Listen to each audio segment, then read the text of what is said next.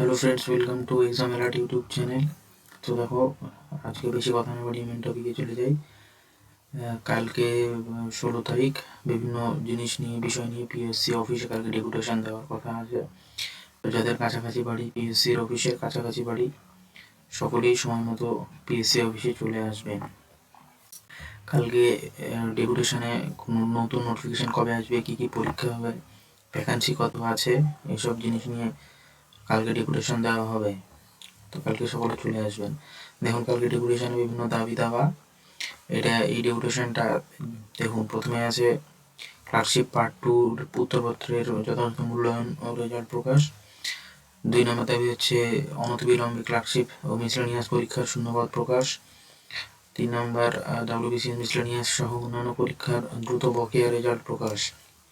4 নম্বরে আছে নোটিফিকেশন ও পূর্ব প্রকাশিত ইন্ডিকেটিভ নোটিফিকেশনগুলো দ্রুত ডিটেইল নোটিফিকেশন দিয়ে ফর্ম ফিল আপ শুরু করতে হবে। 5 নম্বরে হচ্ছে WBCS 24 পরীক্ষার সহ অন্যান্য পরীক্ষার জন্য এক্সাম ক্যালেন্ডার প্রকাশ করতে হবে। এরকম আরও বহু দাবি নিয়ে কালকে শুক্রবার 16 জানুয়ারি দুপুর 12:30টায় পিএসসি অফিস অভিযান আছে। তো যাদের কাছাকাছি বাড়ি, সকলেই সময় মতো পিএসসি অফিসে আসুন, নিজেদের দাবি দাওয়াগুলো তুলে ধরুন। কালকে পিএসসির ডেপুটেশনের পরে কী জানা যাচ্ছে সেটাও এই চ্যানেলের মাধ্যমে সকলকে জানিয়ে দেওয়া হবে।